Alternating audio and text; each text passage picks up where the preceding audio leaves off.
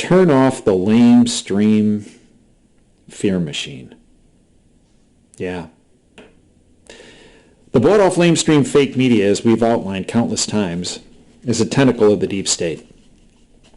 They're there to misinform you, disinform you, and to keep you in fear and in panic. My dad, for decades, used to, whenever some bad event would happen, he'd see through it. Standard response, quote, "Panic is easy. A measured, rational response is what is really hard and difficult," end quote. We're dealing with an infectious disease issue. Many people have called it the coronavirus. It's politically incorrect to call it the Wuhan virus.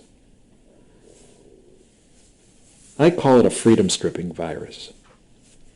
Yeah. Interesting, I'm sure it's pure coincidence, that this virus reared its head right when the freedom movement was moving and gaining ground in Hong Kong and moving into mainland China. And all of a sudden, the virus hit. Since then, you haven't heard a word about freedom in China or Hong Kong. And then that virus was exported around the world, and in particular to the shores of the United States. Hubs in Los Angeles and San Francisco and Seattle initially. And now it's spread across our country, that virus. And what's it doing?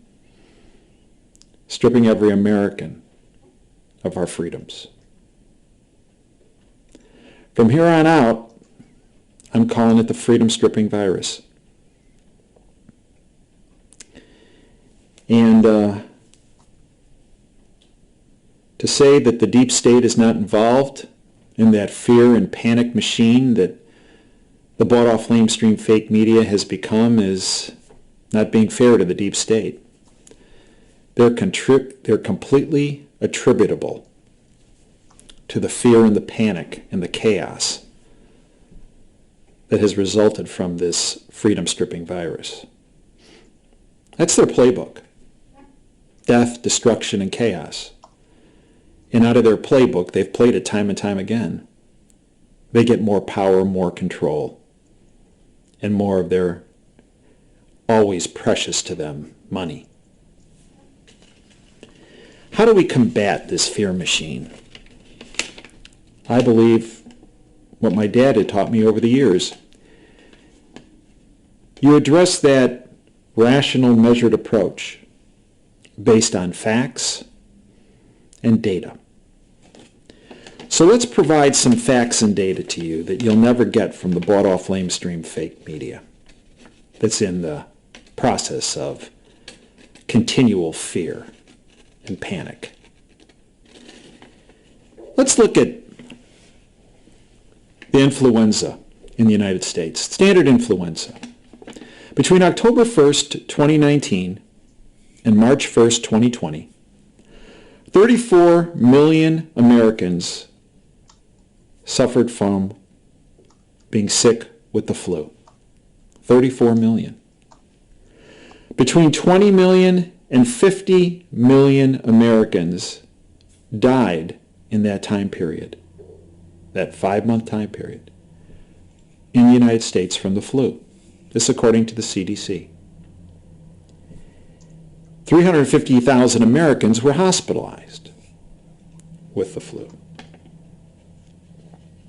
Well, let's look at the freedom-stripping virus that was passed on to us, exported to us from China. There are, at this point, less than 5,000 Americans that have been diagnosed with that virus. We have less than 100 Americans who have died, and one is too many, let alone 100. Of the 100, less than 100 that have died, 31 were one particular nursing home in Kirkland, Washington. So it's okay. We just take it as part of doing business. But between 20 and 50,000 Americans have died over the past 5 months, 6 months, from the flu. Doesn't even register on our radar screen. Yet with this virus, less than 100 have died in the past couple months. And it's reason to shut the entire country down.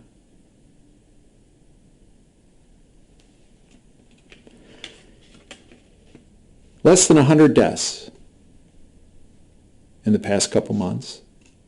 Lately, the deaths have been approximately 10 a day. Are you aware that 22 Americans die every day because they were waiting to get a transplant and they never did?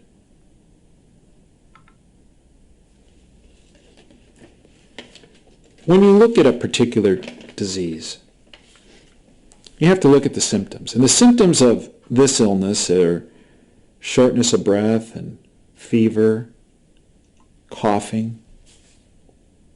Smaller percentage of folks have a sore throat, that they actually cough up material, sputum.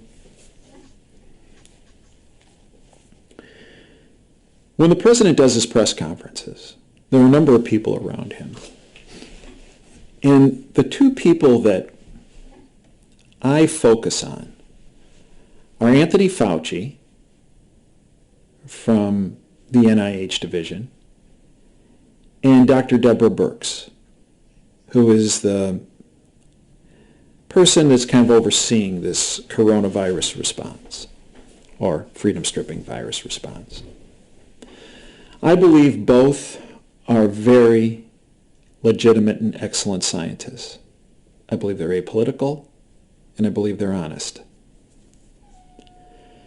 As far as the CDC is concerned, they actually did a great thing in that 4-page brochure they handed out for what people can do to reduce their viral load at home, at school, at work, and in places that do business. There are things I have problems with in the CDC. The testing issue is one, and many other relationships they have. Financial is one that I have. But that's for another show. But if you focus on Fauci and Birx and what they say, you'll have a really good handle on facts and data. Dr. Deborah Birx the other day at one of the coronavirus press conferences when President Trump was there, spoke about the fact that the best data is coming out of South Korea, the most honest data. And I would agree with her, because I've put a lot of time and effort into the research behind what's happening on a public health standpoint with this latest plate of chaos that the deep state has served us. And at a recent press conference, she stated that in South Korea, and remember, their testing system is fantastic, 3 to 4% of the people who came in with symptoms were found to have the coronavirus. 3 to 4. In other words, of all the people that came to get tested saying, I know I have the coronavirus, I have shortness of breath, I have a fever, I'm coughing, I know I have the coronavirus. Of all those people that showed up to be tested, that had the symptoms, only 3 to 4% of them actually had the coronavirus. The rest had the standard flu and other associated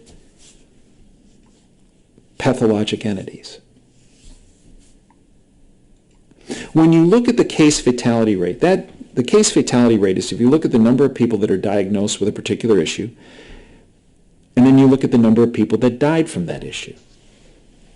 Well, look at the case fatality rate. The case fatality rate for the flu in the United States, all age groups, is 0.1%. 0.1% of folks that are diagnosed with influenza in the United States will die of the flu. That's all age groups. If you look particularly at those over 65 in the United States, 0.8% of those diagnosed with the flu die. 0.8%.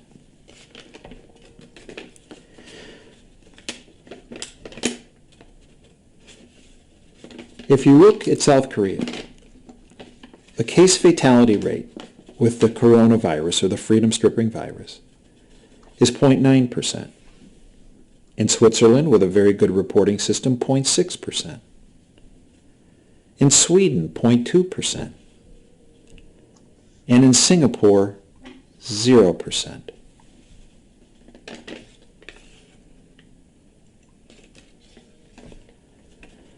Dr. Fauci was recently quoted as saying that he felt right now in the United States, as testing would roll out, you would see that case fatality rate very similar to what's being found in South Korea, around 1%. So in other words, 1% of those who test positive for the virus, all age groups, 1% will die. That's 1% too many. But there are people in the media, in the alternative media, that are saying that case fatality rate is 3%, 6%, 9%, 15% when you look across all age groups.